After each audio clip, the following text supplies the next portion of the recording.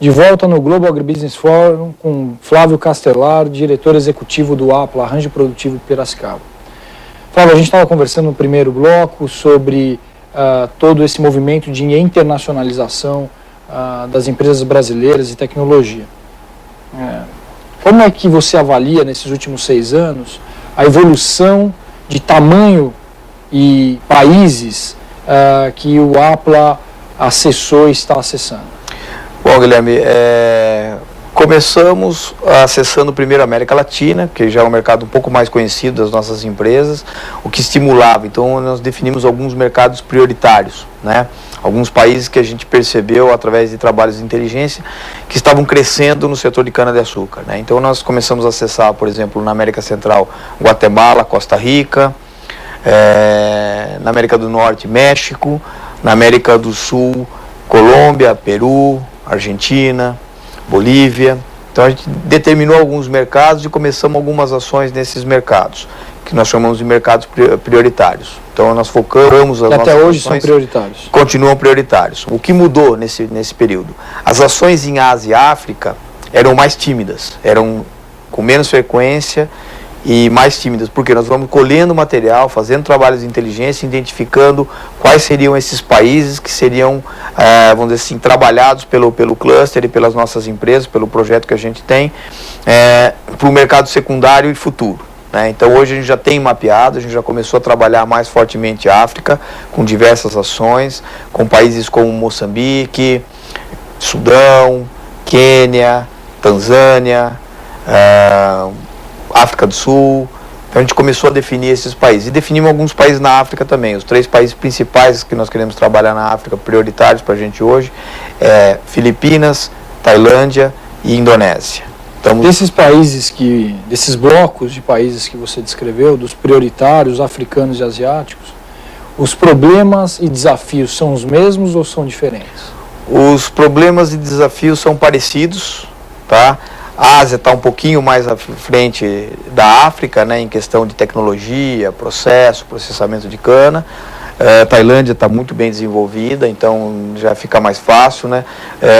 Tailândia, Filipinas e Indonésia são quase 150 usinas, né? Então, quer dizer, é um mercado interessante para a gente. O problema de logística, de cultura, atrapalha um pouquinho.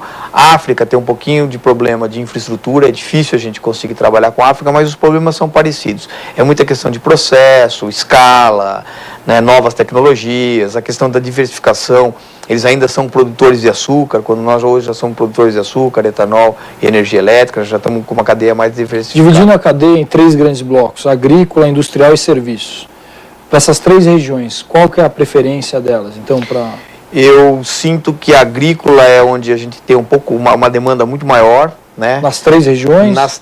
Tanto África quanto Ásia, menos na América Latina.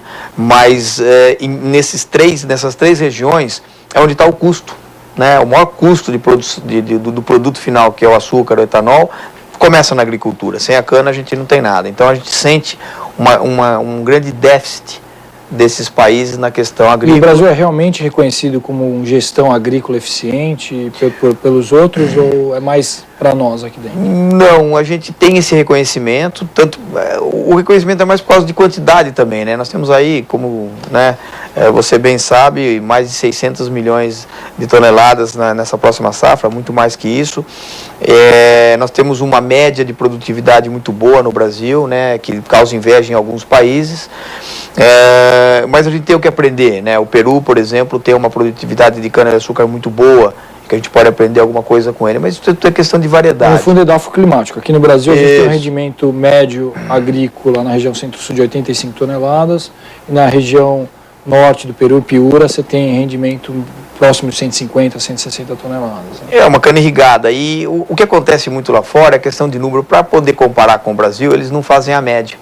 Então, normalmente eles apresentam lá do primeiro corte ou segundo corte, né? Nós fazemos uma média aí de 5, 6 cortes. Então, quer dizer, isso aí muda muito, e quando a gente põe a média nacional, cai um pouco a nossa média. Para as empresas brasileiras, quais são os países que mais competem na parte industrial e equipamento?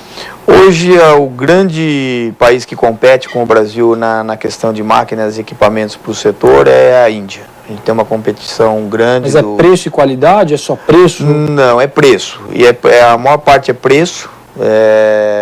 A qualidade é discutível por conta de acertos de números, né? Como é que você chega no resultado final.